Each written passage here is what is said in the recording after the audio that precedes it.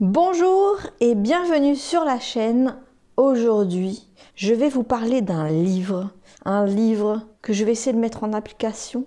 Un livre très particulier parce qu'il a été lu par des millions de personnes et que peut-être vous n'en avez pas entendu parler. Je vous parle aujourd'hui du livre de Dale Carnegie, j'espère que je dis bien en anglais.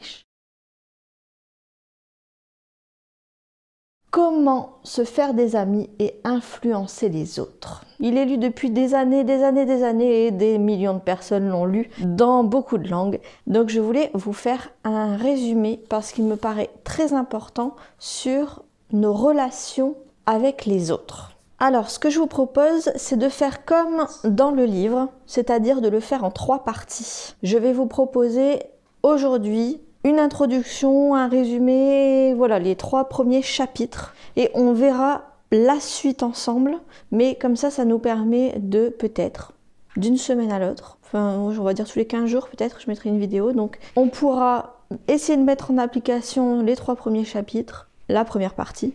Ensuite, je vous referai une vidéo sur la deuxième partie, on essaiera de les mettre en application, on se donnera 15 jours, et puis la dernière partie, la troisième, avec mon avis sur le livre. Alors, c'est parti.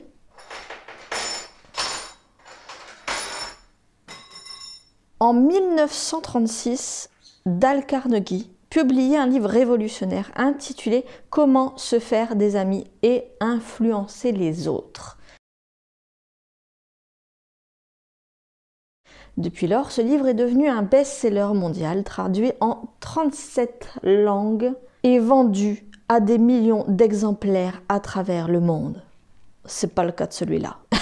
Mais quelle est la raison de son succès sur le long terme? Carnegie avait des objectifs très ambitieux pour son livre et c'est rappelé dans la version que je suis en train de lire. Il voulait bousculer les routines, aider les gens à attirer des amis, se faire aimer, augmenter leur influence, aider à convaincre, à créer de l'harmonie, à accroître notre charisme, à trouver de la joie dans les interactions sociales. Toutes ces aspirations universelles résonnent encore aujourd'hui, ce qui explique pourquoi ce livre, Comment se faire des amis, est toujours aussi pertinent. Bien que le livre ait été écrit il y a près d'un siècle, je vous le rappelle, ces principes intemporels restent d'une importance cruciale dans notre monde moderne. Nombre des personnalités et des exemples cités dans le livre étaient très populaires à cette époque. Mais les enseignements sont toujours applicables aujourd'hui et la version que j'ai lue a été un petit peu modifiée dans ce sens. Pour profiter pleinement du livre, Carnegie nous encourage à adopter une attitude positive envers notre propre développement personnel. Il suggère de lire le plus rapidement chaque chapitre, de lire le livre d'une traite, puis de revenir sur chacun pour les réviser régulièrement. Il nous encourage également à souligner les conseils les plus pertinents, prendre des notes, noter les progrès chaque semaine et par exemple, à chaque fois qu'on a une interaction sociale, de faire le bilan et de les noter. Comme ça, on a les domaines que l'on peut encore améliorer. En somme, comment se faire des amis et influencer les autres est bien plus qu'un simple guide de développement personnel. C'est un compagnon de route pour ceux qui aspirent à une meilleure version d'eux-mêmes, à cultiver des relations harmonieuses et enrichissantes avec les autres. Alors, avant de plonger dans le vif du sujet, je vais vous raconter une petite anecdote. C'est que je vais être franche avec vous. Lire ce livre, seul, c'est bien. En communauté, ça fait bizarre. Essayez de vous représenter. Vous êtes dans le métro et vous croisez une fille qui tient un livre et y est marqué en titre « Comment se faire des amis ». Quelle est l'idée que vous vous faites déjà d'elle? On dirait presque que vous portez une pancarte « Je n'ai pas d'amis, aidez-moi ». Bon, ça peut peut-être marcher, il y a peut-être des gens qui vont venir vous parler grâce à ça. Mais c'est vrai que, je vous avoue, j'avais un petit peu, pas honte, mais voilà, quand on me demandait « Qu'est-ce que tu lis en ce moment ?» Je répondais à un livre de développement personnel et j'étais un petit peu abstraite. Et pourtant, je pense que c'est un livre déjà qui met de faire voir que l'on s'investit en soi, que si on lit du développement personnel, parce qu'on essaye de s'améliorer déjà, ça part d'une bonne envie. Et puis après tout, je pense que c'est un livre que l'on pourrait donner à tous les timides, à tous les entrepreneurs, parce que c'est important, et à toutes les personnes qui veulent améliorer leur charisme. En bref, c'est comme si vous jouez au Sims 4 et que vous voulez atteindre le niveau 7 en charisme. Vous voyez ce que je veux dire? Oui, ça c'est uniquement pour les personnes de ma génération, les années 90, je pense. Vérification des bêtises de Momo. D'ailleurs, ce qui serait pas mal, c'est d'utiliser toutes ces techniques avec Gatsby. Tu vois? Ouais. Je vais te les expliquer, tu vas mieux comprendre. Donc nous allons nous concentrer sur la partie 1, 3 techniques fondamentales pour influencer. Je ne sais pas si c'est le titre en entier, je ne sais plus, enfin, c'est mes notes. Dans le chapitre 1, je vais essayer d'être concise et ne pas trop m'attarder sur tous les chapitres. Mais le premier m'a vraiment marqué. Il démontre que tout le monde agit dans le bon sens. Personne, même les criminels, ne pense agir mal. Tout le monde a une bonne excuse. Se sentir obligé, faire pour l'argent, pour la gloire, pour l'amour, pour un tas de raisons. Il explique aussi que l'imbécile se plaint, condamne, critique. Je répète, l'imbécile se plaint, condamne, critique. C'est important. Il faut essayer de comprendre et de pardonner.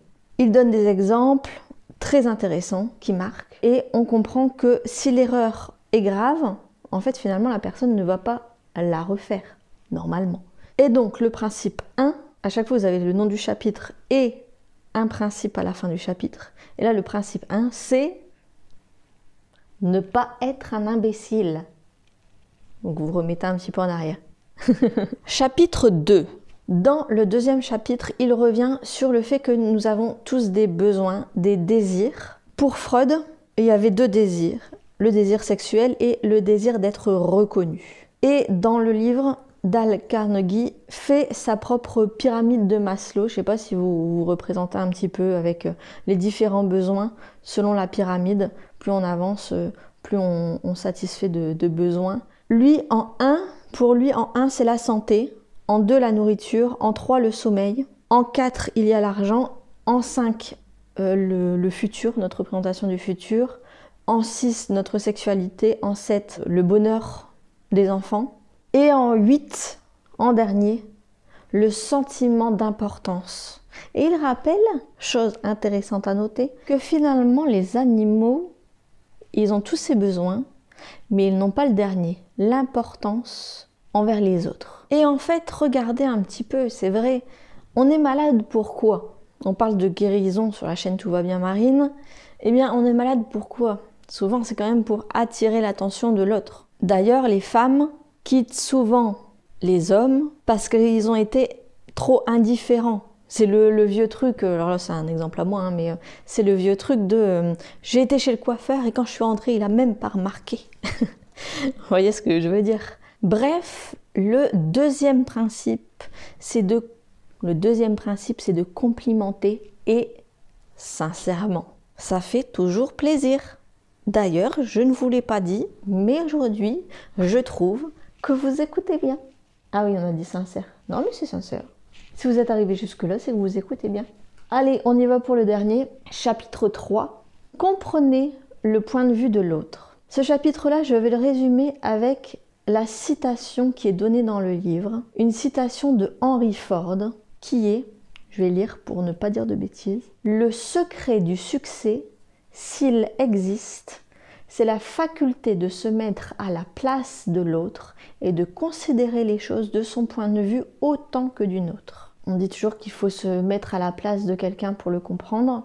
Je pense qu'on peut résumer ça par la compassion, le fait de savoir se mettre à la place. Compassion, cum, c'est avec, être passionné avec quelqu'un dans ce qu'il ressent. Donc comprendre ce qu'il vit, se mettre à la place de l'autre. Alors voilà, ça c'était les 3 premiers chapitres qui, pour Dale Carnegie, sont les fondamentaux. Je trouve que ce sont 3 chapitres très intéressants. Je n'irai pas aussi loin sur tous les chapitres, je vous rassure, parce qu'il y en a plus de 28 je crois. Mais Voilà, ces 3 premiers, déjà, je trouve que c'est important. On va essayer pendant 15 jours, pour le 1, de ne pas juger, de ne pas condamner, de ne pas critiquer. Alors c'est un principe, c'est un conseil donné dans le livre, mais plus loin je crois, c'est de se mettre des amendes quand on... Non, c'est dans le début justement, dans l'introduction que je vous ai faite un petit peu. Ils expliquaient qu'on pouvait aussi se donner des amendes, ou, voilà, pour mieux pratiquer. Ben, je vais me donner une amende. J'ai une boîte. À chaque fois que je jugerai ou critiquerai, je vais mettre 1 € pendant ces prochains 15 jours. La boîte va être remplie. Vous me connaissez mal.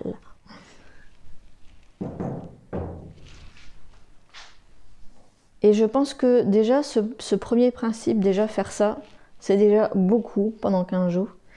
Donc, faire des compliments, sincèrement, en fait, ça, je pense que j'ai mis ça en place un petit peu pendant la lecture du livre. Et je pense que je le fais. C'est un principe que j'ai déjà lu depuis que j'ai déjà lu plusieurs fois dans les livres de développement ou personnel ou dans ne serait-ce que mon parcours académique, si on peut dire. À l'école, j'ai souvent vu qu'il fallait essayer d'être avenant et de faire des compliments. Mais ça, c'est, voilà, une femme aime les compliments. J'aime les compliments. Vous pouvez m'en faire ici en bas de la vidéo, en commentaire. Donc, on va dire que pour moi, le 2 est un peu moins important dans le sens où je le pratique déjà. J'espère. On va essayer de le faire un peu plus. Et en 3, se mettre à la place de l'autre pour mieux le comprendre.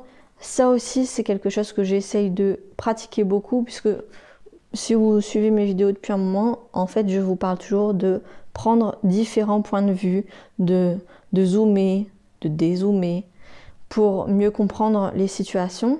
Donc, vraiment, pour moi, là où je mets des amendes, là où je mets quelque chose vraiment à travailler, ça va être le chapitre 1. Et vous, est-ce que vous avez quelque chose déjà à travailler sur ces 3 premiers chapitres, ces premiers fondamentaux? On essaye de faire ça ensemble. On se dit dans 15 jours, je mets la 2e vidéo. Et puis, on échangera même via les commentaires. Vous savez que je réponds à tous les commentaires. Donc, n'hésitez pas à partager cette vidéo. Comme ça, je ferai la 2e vidéo. Bon, je la ferai quand même de toute façon. Alors, tout ce qui est la partie mon avis, etc., etc., ça sera au fil des vidéos, mais ça sera surtout sur la 3e vidéo. Donc, je ne m'étendrai pas plus. Je vous remercie d'avoir regardé cette vidéo. Morito, tu vas dire au revoir, Loulou? Et toi, qu'est-ce que tu vas faire? Tu vas complimenter Gatsby? Tu vas être gentil avec lui? Te mettre à sa place? Je vous souhaite une belle journée. N'oubliez pas les pouces, les likes et partagez aux personnes que ça peut intéresser. Je vous fais plein de bisous.